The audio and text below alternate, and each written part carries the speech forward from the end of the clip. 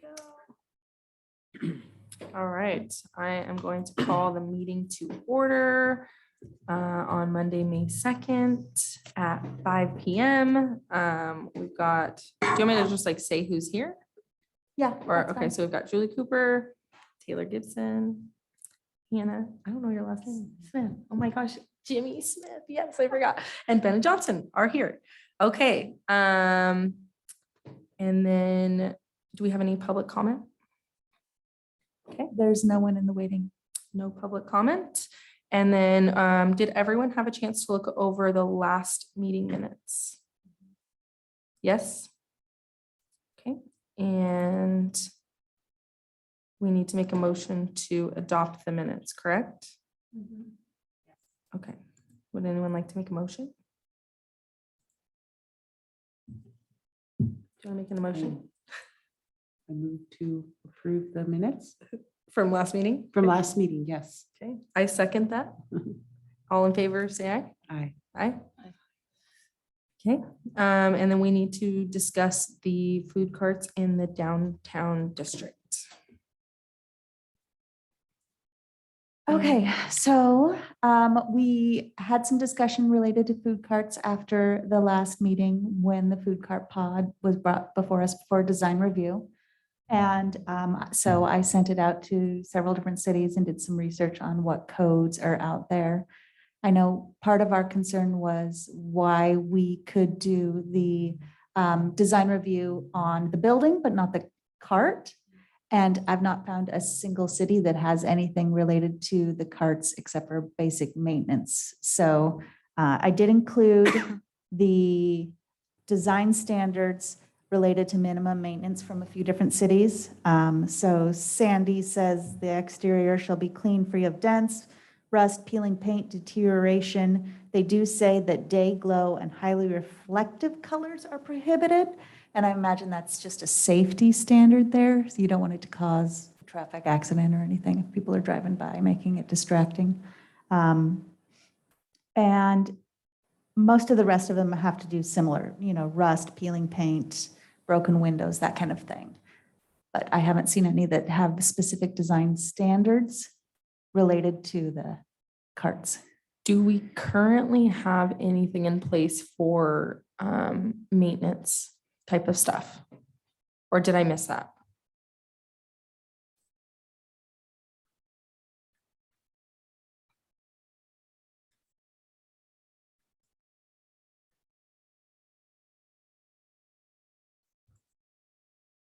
In our email, yeah. We should probably find an email.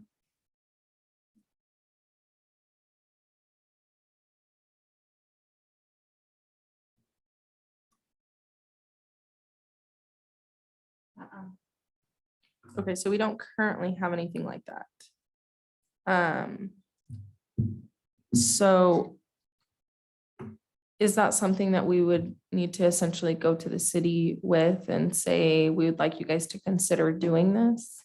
Yeah, if you want to add that to the city code, we need to take it to the city and say, we want you to consider adding code related to just minimum standards of maintenance for food carts to avoid food carts that are run down or, you know. Okay.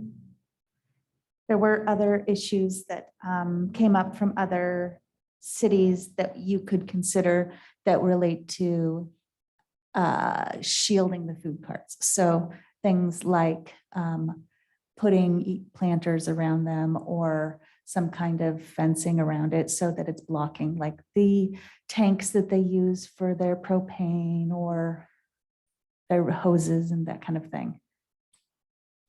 I find myself feeling a little bit like I want the food carts to have, like, to be maintenance so they don't look terrible, but I don't Yeah. want to make it more difficult for business owners. Yeah, It's already hard enough to be a small business, and it's like, I don't particularly want to make it just even more difficult for them to get started. mhm. I don't know how you guys feel, but I don't want to be petty. Yeah.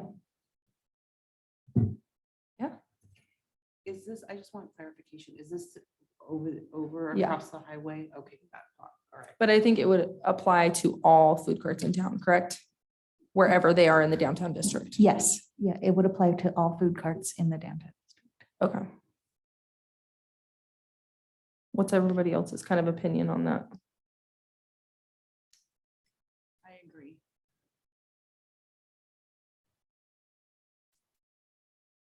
So are we trying to figure out like who's responsible for like the beautification of the property? We're trying to decide. So as of right now, we have no standard for maintenance for the food carts. So I think the concern was, Bennett was like, if this place opens up, like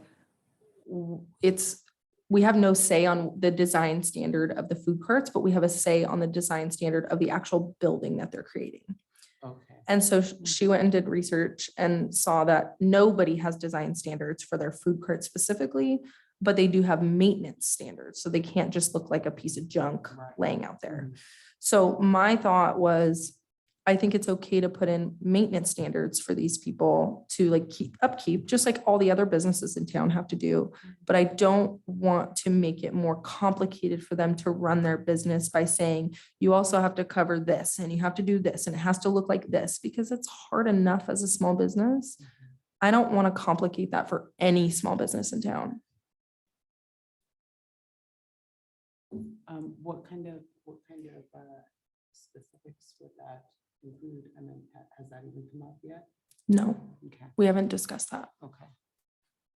And that's, I mean, I guess that's kind of what the discussion is. Do you have any input, Bennett?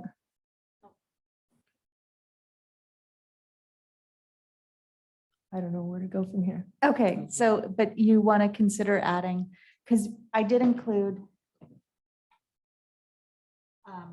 there's a couple different from Sandy, Tillamook, Coburg, that just, depending on how involved you want to get, like Coburg just says mobile carts must be kept in good repair and maintained in a safe and clean condition. Whereas Sandy is a little more extensive, saying they should be clean, free from dents, rust, peeling, paint, deterioration, and windows shall not be cracked or broken. So either one of those, I mean, they basically say the same thing, but one is a little more involved than the other. Do any of you have an opinion on how deep you want to go with it? Do you want to just say like it needs to be clean and taken care of, or do you want to say like you can't have rust, you can't have this? Like, Yeah, there should be some standards on the structures. Yeah. okay, Yeah. And as far as the beautification part of it, I mean, I'd also hope that the landlords who owns that property? Is it the city or? no, it is Henry. I don't remember his last name. I'm sorry. The food carts generally lease the land that they are on. And Okay. so that I'm assuming they have some kind of lease with it, whatever the property Okay. owner is regarding. Sure. And I don't know, sometimes it's just not really the tenant. Sometimes it's the landlords where you have the issue. I don't think you're gonna have an issue personally, but I think that in my opinion, I think some of the food carts that are currently sitting in parking lots will move, Okay. in my opinion. And so that is not a fact. That's just what I think. But I do think it's important to have some standards, because I think we all should have standards. Sure. What about the layout of it? Would that be one of them? Like, No, all we had an approval was it's just the structure. just the structure. Okay. Yeah, and they've already planned out the way it's right. Yeah, Julie, you want to turn your, because Oh. if you don't speak into it, then if there's anybody on the recording or on Zoom, they Gotcha. can't Can hear you you. hear me? So they did submit a draft layout for the food cart pod. And that's what they plan on going with. Okay. And they did need to submit that layout in order to show where the 6 would go for the other things the city requires, like sidewalks and storm drainage and yada, yada, yada. Okay. And I mean, it looks really clean and professional. So really all the discussion around it is, do we want to recommend to the city council that they input some maintenance standards for the food carts going in? And so Yes. you would like to do that. Yeah. What about you? Yeah. Do you have an opinion on that at all, Bennett? I think it is really important. And I think I get what you you're talking about, because I'm a business and I get really, really tired of all the requirements that I have to meet. But at the same time, I work downtown sometimes, and the food carts down there are just horrible. Yeah, I know. And exactly. I don't know how that happened in Portland, because they have a rule for everything. And like, yeah, way over the top for, I think really what happened is that there's a guy named Greg Goodman that owns all that property. And he decided that he was gonna make more money renting it out to food carts. And so he just did it before the city actually kind of caught up with what was gonna happen. And so they don't have restrooms for the people that work in the food carts to use. They have porta potties, and they just have, all kinds of junk behind the food carts. Mhm. And so I believe that if you don't address those things with some level of specificity, then you probably are going to just get whatever you get. It's out of hand. Yeah. I don't disagree with that. I just, I guess I don't want to be so specific that we create just like hurdles for people to jump over, you know? Understood. Yeah, so I do want maintenance standards, and I do want our city to look clean and uniform. So I do think that's important. I think we just need to figure out how specific we want to get. So, Is if any- that a decision for us to make? or is that how Who when we decides go to that? the city, are we just saying, we would like you to input some maintenance standards? This is what we would like to see, or are we just saying like, is that something you can discuss, or? You can recommend to the city specific code. If you have a specific code, like I really like the code from the city of Sandy regarding the maintenance standards, we would like you to institute this code. You can always, they don't have to say yay or nay, but you can take that to him if you have specific specificities that you want to include. Okay. So do you guys prefer the city of Sandy? Do you prefer the other one? Do you want to do something completely different? Well, I'd say the minimum bar is Sandy. Yeah, I think I like how specific it gets versus saying good repair and maintain in safe and clean condition. I mean, that's pretty vague. So maybe we could add something about garbage and fuel tanks need to be hidden from view. That wasn't in the Sandy one, right?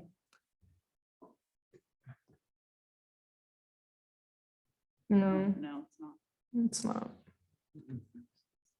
Dense rust, peeling paint. So Tillamook had some codes related to that, and it says they shall limit the visual effect of accessory items not used by customers, including but not limited to tanks, barrels, miscellaneous items, using screening or storing them in containers to substantially limit the views from such items from the street. Nice. I feel like Tillamook's is pretty thorough. Mhm. I feel like that covers most everything that we've talked about and doesn't make it impossible that people can't make it work. Mhm.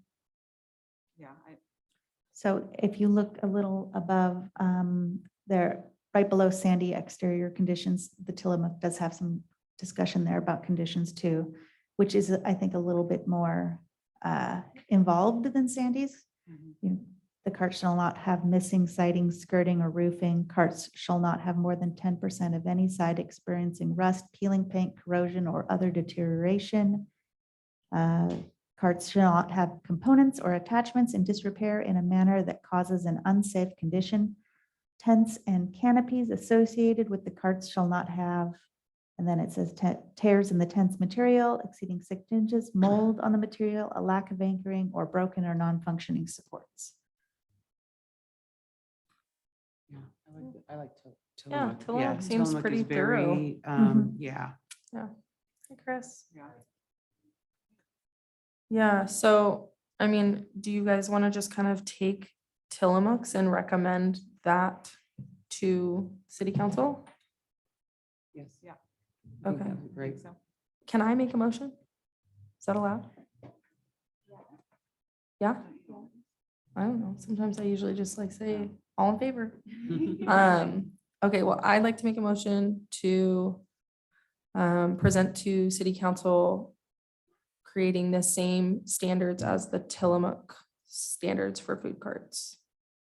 And then we need somebody to second it if you agree. I'll second it.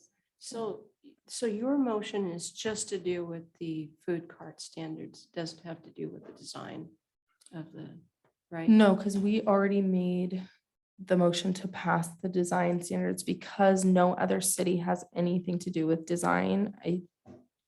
It doesn't really seem like it's Mhm. something that we can or even probably should do. Of the food cart, Yeah. No, not the food cart. I'm talking about the the, structure. yeah, Oh, no, Yeah, nothing so to you- do with the design. okay. Yeah. And you said you'll second? Okay, all in favor? Aye. Aye. Okay. the Okay, motion so passes. I want to clarify, you, Yes. when you say that, you're including the first section, which talks about the clean and safe condition and lists all those. And then down below, when it talks about the visual effects of the accessory items. Yes. Okay, so both of those sections. Yes. Okay, Though I do feel like the screening shall be approved by the police department probably should be pulled out as we don't have a police yeah, department. yeah. Okay. Okay. Moving on to event planning and updates. Do we have Connie? Yes. Awesome. She's here. She's. I'm okay. here. Yay. Hi, Connie. Hi, sorry I'm late. Okay. Let's see, update on the parade, is that what you want? Yes. Yes, Okay, please. we have the theme, remember when? And we talked last time about having volunteers as our grand marshals, and I think I said in a message, I talked with Brent and he knows, he knows there's a lot of nonprofits and volunteer organizations, and he feels that having that many people at the front of the parade would be not only a safety hazard, but it would impede some of the speed of the parade. So, and I understand that. And I recommended that we have the library as grand marshals. And I feel very strongly that they should be grand marshals, and I'll give you a couple of reasons why. During the whole COVID situation, they went above and beyond meeting the needs of our community as far as people putting items on hold. They adapted ways for people to come in a safe environment and pick up those holds. I feel that there's no other group in the community that created a better mental health environment for their users than they did. People that were shut in, couldn't get out and about. The library just came through and was there. And it's just something, and they're gonna have what we used to call a bookmobile, but it's an outreach van, and that's gonna be brand new and it's gonna be available, and we wanna be able to display that. I would like to offer to the nonprofits and volunteer organizations that wanna be in the parade that we waive the fee. It could be anywhere from $10 to $15. And I think, if everybody agrees with that, I think it would be a good way to still acknowledge them. We haven't had too many nonprofits and volunteers in the parade itself. We've had the American Legion. I think that's, and of course, the fire department. So that's my pitch. So questions, what do you think? I like it. Yeah, I agree. I think that it makes sense. I think that it will definitely make it easier than having so many different nonprofits at the front. And I like your idea to be able to allow them to be a part of it by waiving the fee.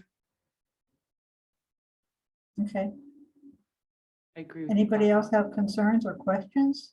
That's great. No, I don't think so. Okay. All righty then. I appreciate your support on that. I don't know, I think some of you are aware of what the library provides and does, and when you get behind the scenes, you really see what contributions they make to the community. So I really think they'll be excited about being grand marshals. Thank you. Thanks, Connie. Thank you, Connie. And Um, I guess, Elena, are we going to talk about Uncorked and the Harvest Festival? There's not really, Yeah. So where we're at right now, we did hold our first planning committee meeting, and we had one attendee other than Connie and myself. but I've she's had- enthusiastic. She's Yes, really yes. enthusiastic. But we've had several other people who have emailed and just said, hey, that meeting date didn't work with me. I'd still want to help. And so we've got about 6 or 7 people who, whether they follow through, who have expressed interest. So, and we did get some sponsorship. So got $1,000 sponsorship, 2 different sponsors for the parade, and then 3,000 sponsorship for Harvest Festival, and then another 200 for Uncorked. And then the Harvest Market is going to be doing in kind again. We had discussed having the event on September 10th. And after talking with Jeff from the Harvest Market, that won't work because pumpkins won't be ripe. So we have to move it out another week. So we're looking at September 17th now. Perfect. Yeah. Is that a Friday or Saturday? It's a Saturday. Yeah. So it's just moving it out to the next Saturday. Okay. You had said in the email that Bennett wanted to present something from Oregon City. Is that right? Oh, Bennett just wanted to share that if you click through the link, you can see they had a directory and kind of guide to Oregon City. I think their chamber puts it on, and it talks about the community, and then it has a business directory in the back. So several other communities do these too. I think Bennett sent one the next day from Happy Valley. Yeah. This is cool. Yeah. So I've done several of these in the past with other communities through my chamber years. They do take a bit of work, but they can be good fundraisers. Generally, you will contract with an organization, and I think the newspaper did this one from Oregon City. And then you split the ad sales with them. And so they make money, you make money. It's mutually beneficial. So they print it for, in a sense, for free, and then whatever ads. Are we in charge of finding, like, with that model, are we in charge of finding the advertisements? It depends on your contract. Okay. Because I've mostly worked for small chambers, we have contracted with the organization to do the ad sales. And so then we get, like 15-20% of the ad sales revenue. And then the organization in, the newspaper or whatever the organization is, they will take the rest of that money. And that also funds the printing. So there's a break-even cost. It has to get to a certain point for ad sales in order to make the break-even cost for printing. And then over that, you would get the 20%. So, depending on how many ads you sold, it's probably not going to be a huge fundraiser, but it's not a really super difficult one. Generally, when I've done it in the past, we provide the content. So, all the little articles about like the murals and the history and the events and things, we'll provide that content. Okay. Can I add some stuff here? So a couple of things. One is apparently the Clackamas County Tourism Department did actually do both an online and a hard copy brochure for Estacada, and it was primarily focused on tourism options in this area. And the Happy Valley and what was the other one? Oregon City? Oregon Yeah. City. Oregon City and the Happy Valley, both of those were more in that kind of advertising model and selling advertising, and they were large things. So when we put together strategic plan, one of the things that Connie had brought up was door hangers. And so my idea on this isn't really following the Happy Valley or the Oregon City model, because chambers of commerce need to raise money, right? They need to raise money so they can pay staff and all that kind of stuff. This commission, and I'm probably always going to be on this side of the fence that I'm about to describe, which is the city, I believe, has funds that they can support the work of this commission. And I think that the Main Street, one of the things the Main Street program mentions in all of its literature is finding ways to become self-supporting. I'm against that for us. I would like the city to provide us with a budget, and that budget we can use to promote the downtown businesses and the Main Street model. And so I see that, well, first of all, Elena pointed out she doesn't have time to do this year, and it's not in our strategic plan anyway. But in the next year or the year after that, it may be something that we want to actually look at, and not from a fundraising perspective, but from a informational, guide of downtown businesses to hand out to residents. So the focus would not be on tourism. It would be on promoting downtown businesses to the most accessible market, which is people that live in this area. Yeah. If we get wrapped up in trying to squeeze businesses for money to support this kind of a project, then first of all, the limit of the budget is whatever we can raise from that. And secondly, back to your whole thing about, I don't want to, put any more pressure on businesses. The Estacada businesses don't need another bill. And so I would rather have us look at some of these projects of how much is the city willing to fund some of this marketing and promotional types of stuff that this committee is interested in sponsoring. Do we feel like there could be a combo of those two things? Like, what's drawing people out to Estacada?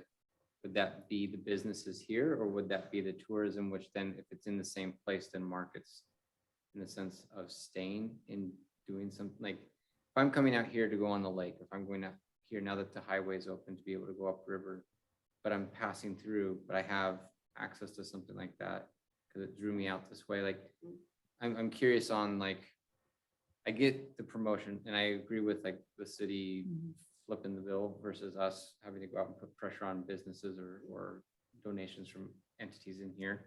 But I'm curious on, like, if we're only looking at the people that are around here by itself, we're growing as a town, and like I see that there might be like an audience or a market focused for like the people who are new, with especially all the developments coming in. But I'm curious if we could still add in elements of what's around us that would cause people to be attracted to come out here in the first place as a town and a space. And then we have what we have here. I think that one of the questions you have to ask yourself is distribution of any sort of publication that we put together. And that distribution is going to be to whatever specific market we have identified that we're going to be distributing it to. And so if the Clackamas County Tourism is well equipped to distribute their brochure that they have on Estacada that focuses. Now, do I think that if we put together a little brochure or actually maybe a pamphlet that emphasizes the downtown businesses, do we need to stay away from the tourism aspects? Probably not, but I think that whenever you're putting together one of these kinds of materials, you need to really consider who your market is and be very specific how you develop that material to that market. Our market, I think, what we've talked about in our strategic plan is that we want to get people in this area to shop and spend their money and their time in the downtown core rather than going to Sandy or going to, Damascus or going into Portland. And the more they know about the available resources and places to purchase things in Estacada, the more likely they are to spend their money here rather than someplace else. I agree. I think that with all of the new developments and all of the new people moving here, it's such an untapped market. I was just at the coffee shop this morning and they were like, you have a store in town? And I was just like, "Ugh, yes, I have a store in town." And so I think it is such an untapped market that if we're going to spend money and we're going to get the city to foot the bill for that, I think we should be doing it here. I do think that there's potential in the tourism too. I just don't know if it's our top priority. I don't think we should ignore it. I think there's so much already available in town that we can reach quickly and easily that I feel like that's where we should be personally. Everybody who lives here, we're only talking about 4,000 people. Everybody who lives here Five. should know. 5,000? 5,000. wow. 5,000. Is that right? Okay. Jeez. Well, 5,000. okay, still, everybody that lives here should know about your store, Taylor. Everybody that lives here should know that I have a brewery. You have awesome jewelry. Everyone should know about that. So, No, I absolutely agree with that, because the thing is that if we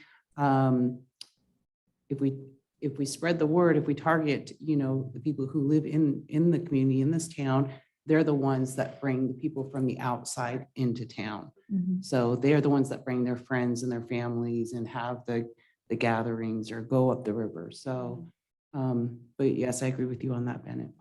So help me to visualize this, because one of the thoughts I'm having too is not so much like do we market here, do we market there? It's like you were saying, the specificity of like who's our target audience, and then you're designing and you're implementing what goes in based upon that target audience. absolutely. And I'm there. So if I have a pamphlet or if I have a brochure, either one, in this model, how are we getting it to, and are we just putting it out like in a little thing where you can, the little plastic bins where you can pull them out, or are we sending them in the mail? Like I've lived places where like you just get certain things in the mail and it talks about your town, right? Is that what we're talking about, where it goes out to and we're asking the city to flip the bill for that kind of or is it just like pick up as you please because I'm already downtown? We've already talked about a welcome wagon that they used to do.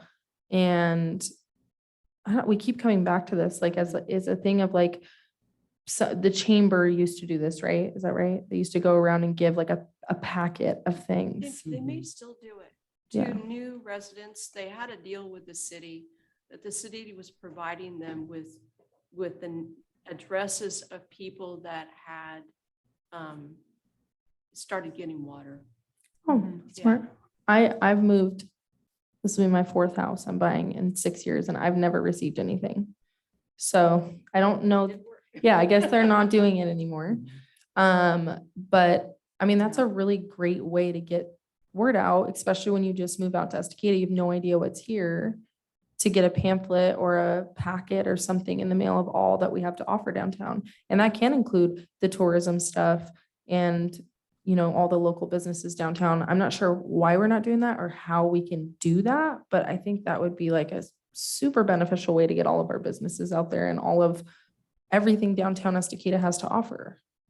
Yeah, and I think not to spend a whole lot of money on it and to have an online version. Yeah. And because these things are so dynamic, every time the chambers actually put together these, brochures actually with a map and sold advertising and all that kind of thing. And the bad thing about it is that you spend, several $1,000s having some glossy thing printed up, and then it's out of date within hours Yeah. if you put it out. So I'm wondering if it could be something that was like updated even monthly or something, like don't print a bazillion of them, print enough for the growth that we're having in our town and get out, and every month go through and like, do we get a new business? Did this one go out of business? Like whatever, and get those put in so that we have something up to date that we're sending out to every new homeowner. Cause I wonder if we still can do with the city with new water people or whatever. Yeah, and we still have the newsletter, and Yeah. that's kicked off. So that is a way that those email addresses came, I believe, from water customers, right? And so it's, we have that online thing that we can update all the time, but maybe once a year, we put out something that's not very expensive, but Yeah. just as a little, Yeah, I mean, because even though we're all digitized, people love little things, yeah. one, if something's on my door, I'll sit down and read it and see what it is before I toss it out. So, I mean, if we could find a way to get stuff to people's front door, Right. they'll read it. I think that's important. Yeah. Is getting a physical thing in some of Door these hangers. things, 'cause a lot of people don't care. Connie, did you have something you wanted to contribute? Well, no, I just go back to the door hangers. We have such success with those with the fire department. And it's so easy to do. I mean, you get a good walk in, and if people are outside, you talk with them. So just something else. Yeah, and it's not super expensive. I think the last time Julie and I had checked about doing that for like 500 door hangers, it was like $75. It's not, yeah, they're cheap. Yeah, so I mean, that's something inexpensive that we could do. Get a few volunteers and hit up some of the new neighborhoods. Oh, yeah, I do What would it. it be? I walk all the time. Just maybe like even a map on, we could do like 2 maps on Just a each list side, or of just a list of businesses, or- businesses, yeah, or maybe a list of or businesses similar to how we the did for websites. the passport with hours, address, phone number or something, Yeah. so they know how to access the businesses. And our area is not very big. Our area that we're responsible for is not very big. There's not that many businesses in it. Yeah. Mhm. it'd be So, yeah. Right. There's also like the element of, like, to keep it up to date and still give it tangible, like if you're gonna do door hangers, you could also put like a little QR code on it, and then that attaches to a potential The website. updated, And if we're asking the city to support this, there could be a potential link within elements of the website or attached within our newsletters, that same, so then you can update it as needed. yeah, So that if you're doing the door hangers, maybe it's quarterly that you do a door hanger. But if people are trying to tap into it more regularly, that QR code doesn't need to be updated. It's the same because you can update the website Right. or the link that it goes to. I like that, that's smart. On the, and then the other question I had too is like thinking about, and again, it's coming from the perspective of my family, is if I have something on my door, I might look at it, I might be interested. But if, I mean, Lennox J doesn't tell me what's there, Sure. right? But if I have some reason to come downtown Mhm. and I see Lennox J, I might walk in, I might look around, I might see what's going on. Or if I haven't really ever walked down Main or Broadway, period, I don't see that. And names give some information, but not everything, right? Mhm. I'm wondering if there's something that we could do on a regular basis, and whatever regular is, that's inviting them down to that space. Like we have the harvest and the uncorked, and there's a parade, but the parade doesn't really hyper focus on our space. Mhm. And uncorked and harvest doesn't necessarily draw people to come into particular businesses. I know that when I started working for him, from one of the first things you mentioned was like the first Fridays. And I know Mhm. people have pros and cons to that idea, but just taking it as a mechanism for why people would come downtown. I mean, not everyone's doing one right now, but the Yo Treats, they have, and every single first Friday, my family and I come down, and then we're walking around town with our ice cream because we're Mhm. already down here. Mhm. And so we might stop in for a meal and then go over to get ice cream afterwards. We might, if, if Shauna's working, I might come in and say hi, and then I'm seeing what you guys have at your place. Yeah. Even though I'm not coming in intentionally for something you're selling, I'm now in there and I might see, so the idea of like in town, drawing them down in as an activity versus just like, maybe there's a combo that we could do, because Right. I look and I'm like, okay, Mhm. great. Mhm. And though it's not expensive, like my sustainability factor, like just I'm irked by paper that I know is going to get recycled too. Mhm. Sure. So Yeah, I think that makes sense. And I think the more events that we can do downtown to bring people down there, I think we should do that, because I think you're right. I think there are some people that are gonna look at it and say, okay, cool, throw it away. I do think there are people also like me who are gonna see it and who are gonna be like, oh, what's this? And, look up the businesses and head down and that stuff. I think we're gonna have a mixture of both, and I think if we can find ways to do both, I think that's a good idea. So at the very beginning, when we first started, did we not have a budget? I thought we had a budget. We have a budget. Oh, we do. Okay, so are you talking about getting the city to create and to give us the extra budget to do, or So- for the city to pay for it First, directly? I'm not talking about changing the plan that we have for this year. We have certain things that we have said that we want to accomplish this year, and there's still some things on that list. But we've done a pretty good job. So I think, we got the e-newsletter going. We got, there were some other things that we did. Anyway, we've done a pretty good job of clicking the, in fact, you know what, Taylor? We should probably get that plan out and do a review. I was just thinking that. Yeah. I'm gonna of pull it up. Where we and- stand on yeah. it. Maybe at the next meeting, but anyway, in the future, like, the next fiscal year, Mhm. then, because I think we actually did plan it fiscally. So Mhm. I think we have the year ending June 30th. Mhm. And so we probably need to do this pretty soon and decide what we want to have as goals for the next fiscal year.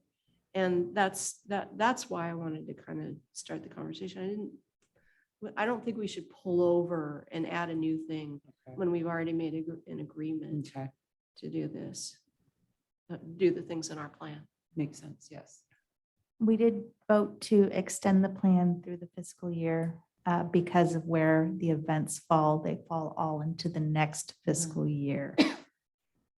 So we just need to go back through and see, we've already accomplished the passport, we've already accomplished Mhm. getting the newsletter up and running. Mhm. So making sure that we're on track and then setting some new goals for the next fiscal year. For the It next. doesn't really matter as long as our dates, it doesn't matter what year it is. Sure. As long as the dates that we say we're going to have this done by whatever the date is, as long as we're hitting that, who cares? Yeah. Yeah, the only thing that it potentially impacts is the fiscal year also follows the budget year. And if you have budgeted for it, that's the only reason why the dates Got it. would Okay. matter. So here's an interesting question. So I don't know the answer to this and maybe I missed something, but we sent a budget to the city council. The budget committee has not yet met. Oh. Yeah, okay. they're meeting this month. So when I hear back from the budget committee, I will let you know. Have you guys, and I'm not trying to steer us off, but have you guys, for the businesses downtown, have you guys had people coming in with the passports? Yes, I've actually had quite a few people. I think we have one passport left, but I'm down at the shop Tuesdays, Wednesdays, and Thursdays, and I've gotten quite a few people. So yeah, it's great. Yeah, family, kids. So yeah, Yeah, it's I think we good. have 2 or 3 of them left. Have you noticed people coming in? So I'm not down there very much, but I know that they have a little stamp, which we may have we have our own stamp. Oh, If okay. you want the other one. But I think that they must be coming in and getting them because the passports are leaving. And so, yeah. Okay, that's cool. Yeah, I have a few passports left in the office here. So Awesome. if you run Yeah. out, you can pick them up because we want to get them all out the door. Yeah. Cool, okay. Yeah, it's amazing. When we had them tucked away in a corner, hardly any of them left. And when I put them next to where people order food, then they started fly off the disappearing. shelf. Yeah. Yeah. Yeah. Funny how that works. Yeah, that's cool. And it's done this month, yeah. Yeah, the Yes, end of this month, The right? end of this month. Okay. Uh-huh.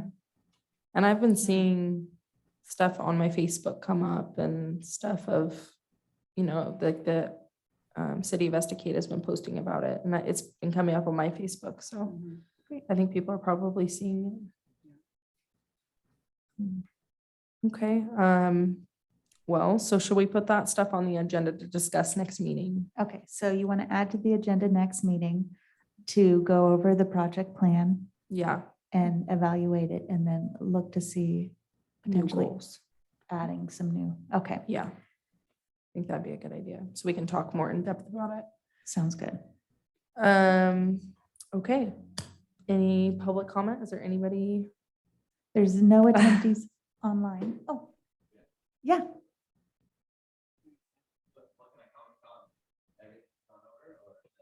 Yeah. Public comment, whatever.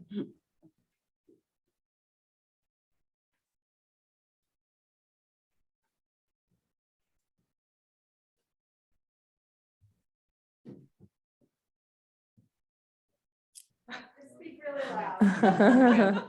Hear you. Okay, so I just took some notes as you guys were going over some stuff that I had. But on the food cart maintenance portion, want to suggest the city code to make maintenance and upkeep of the food carts happen.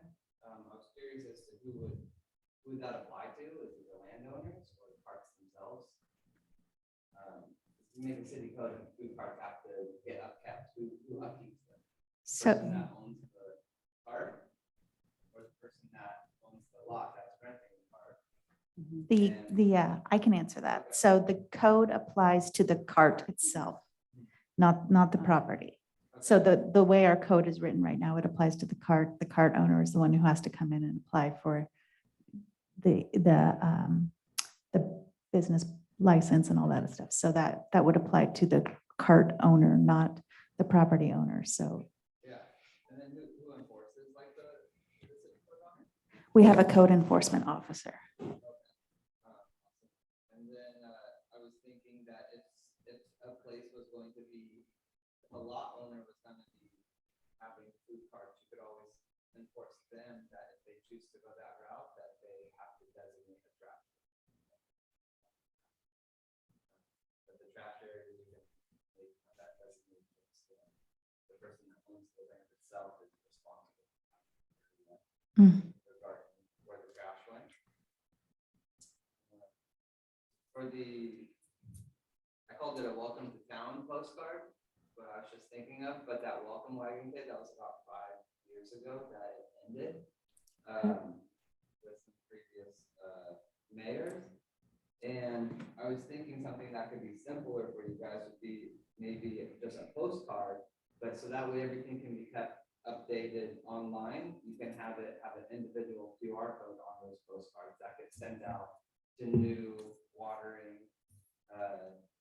bills, I suppose, or the new, I don't know, get a new person into a building or residence, and that could have a specific QR code where it could say like welcome to town, but then they would scan it, and then that's where they would upload their own profile and be able to access the welcome packet, which could be updated all the time. But in that welcome packet, you could offer things like gift cards from businesses. So like a $5 gift card to your place, Taylor, or like $5 to Felix, or a free appetizer that would get people knowing that this business is in town.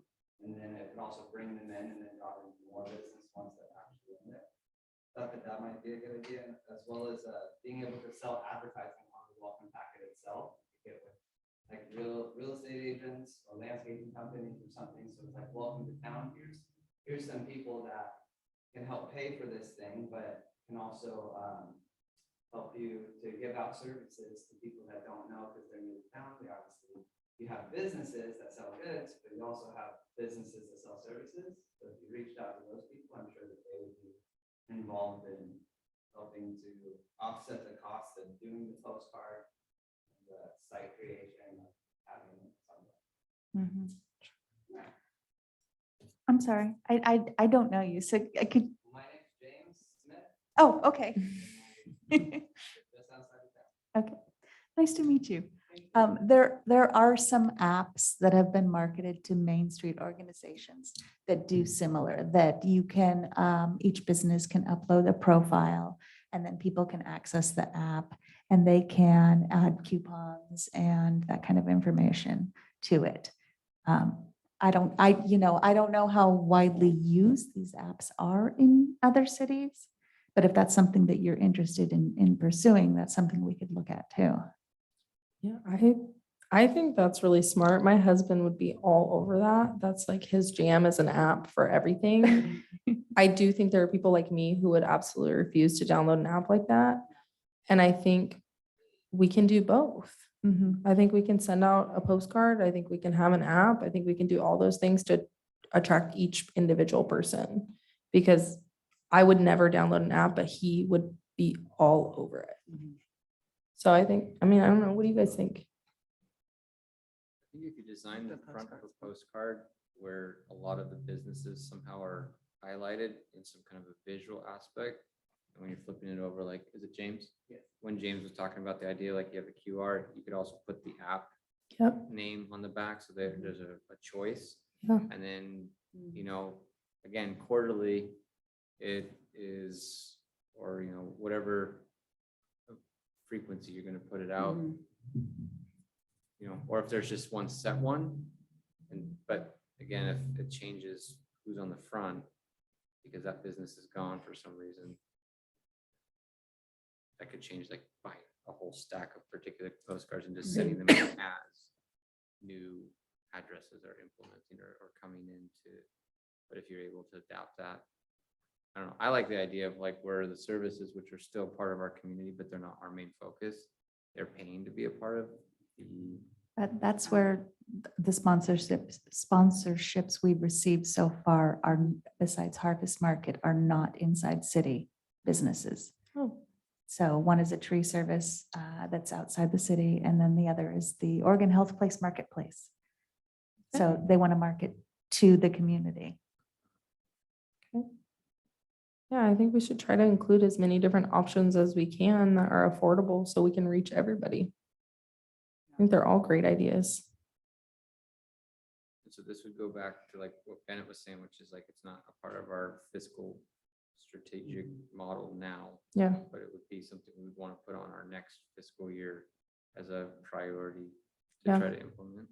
Yeah, I think it's definitely something to add to the agenda for next month so that we can really discuss it in depth and start making a plan around it.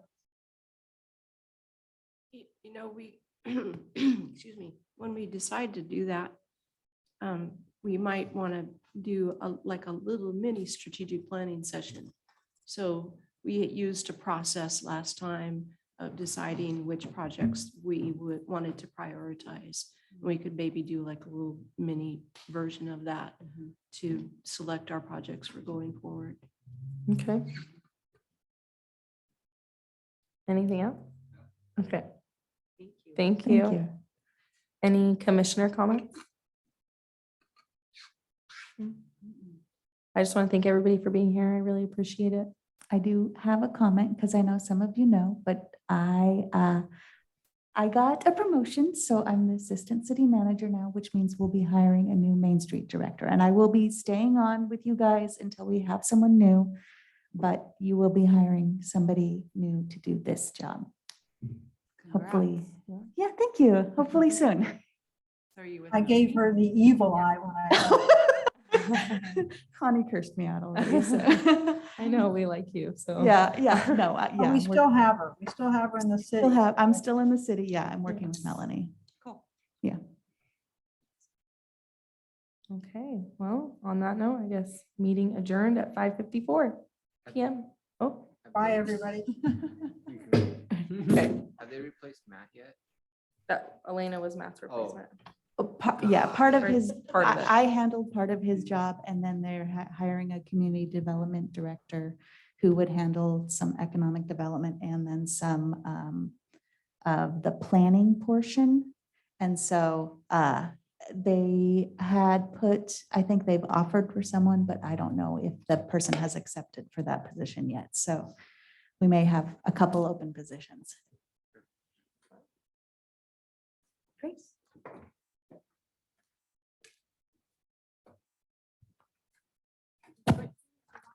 In person?